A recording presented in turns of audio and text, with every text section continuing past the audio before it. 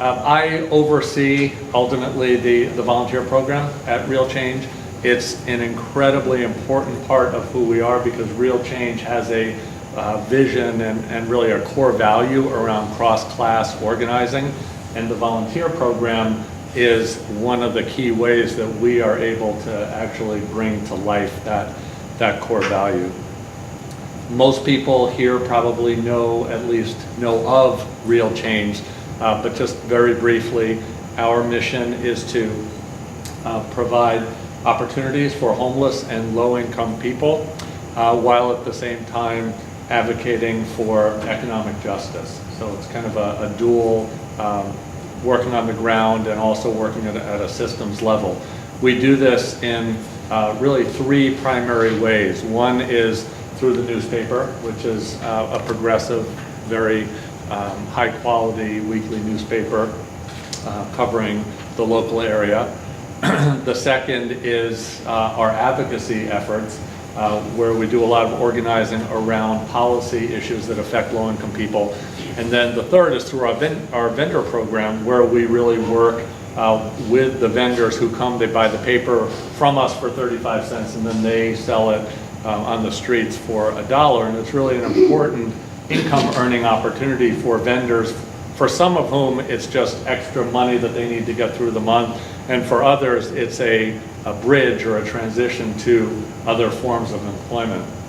And our volunteer program is really core to all three of those different aspects of Real Change. Just to give you a little context, we have between 60 and 75 volunteers per year, and those are volunteers that we call non-event volunteers. We also have loads of volunteers who come in to help us with our breakfast, or for the day of caring, or for something we're doing called Surviving the Streets, which is a gear giveaway. We'll have dozens of volunteers. We're not counting those.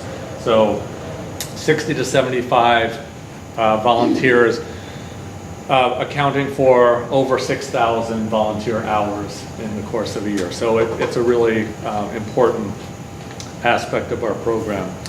We applied for our VIP grant last year, shortly after we had hired Jen Pearson, who's here with me. She's our volunteer coordinator. And really, Jen has single-handedly transformed our volunteer situation to a volunteer program. And so we're just light years ahead.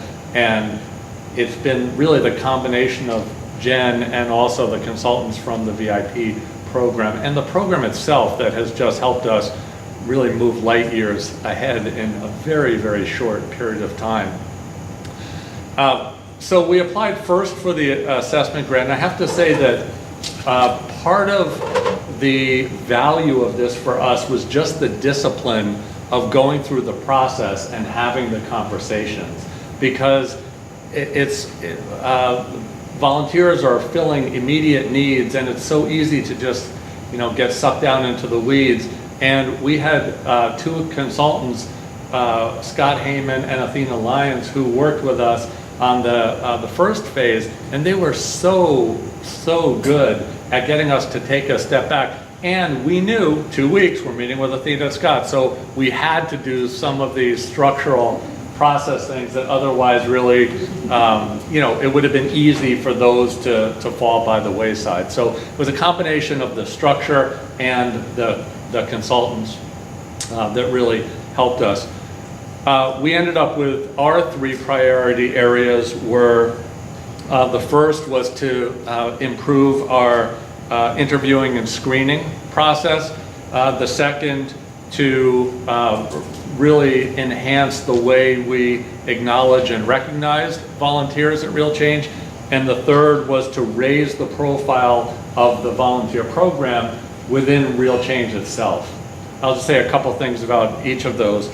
In terms of, I'll start from the last. In terms of raising the profile of volunteer management, it really was, when we started, kind of an afterthought.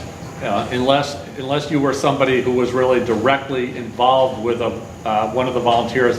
From an organizational standpoint, we really undervalued that. And we had a board member get involved in our process. That was really helpful. I have seen the changes at the board level happen in terms of talking about the volunteer program. We have since actually had the volunteer program have its own section in our board reports. Jen is writing her own budget this year as opposed to being subsumed in another department's budget. So there's more of, I guess I would say, an identity for the volunteer program.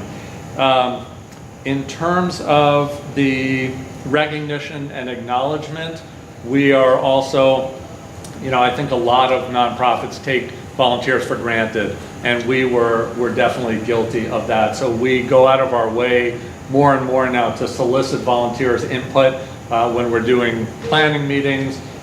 We involve them when we do staff trainings when it's appropriate. And this year at our annual breakfast, in addition to giving a Vendor of the Year, 2 Vendor of the Year awards, we gave 4 Volunteer of the Year awards. Each department selected a volunteer to be Volunteer of the Year, and they got a really nice plaque, and it went a huge, huge way.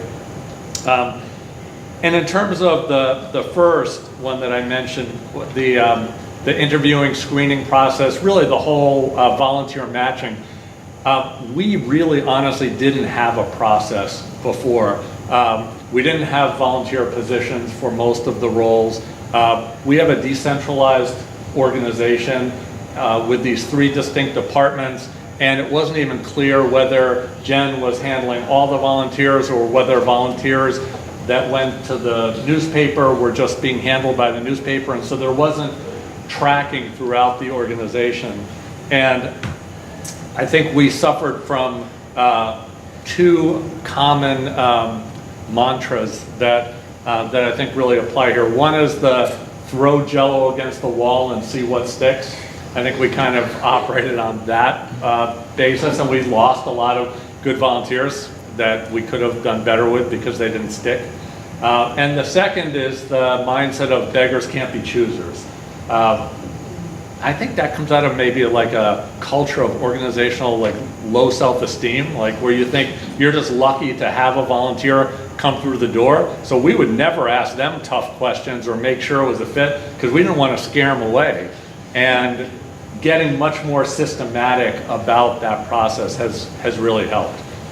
And okay, I'm getting the sign here. So the last thing I'll say is our implementation grant, which started in September, is really focused on that issue of the volunteer matching process, taking that to the next level. Our 2 consultants, Jason Merriman and Robert Stumberger, have been incredible in helping us take this amazing resource that we got, a new database, and going from an Excel, basically keeping stuff randomly in various different places, to actually creating a system in Excel, a flow of information, a flow of data, and mapping all the information into a database that's going to make it so much more efficient to track our volunteers. So sorry for going over time.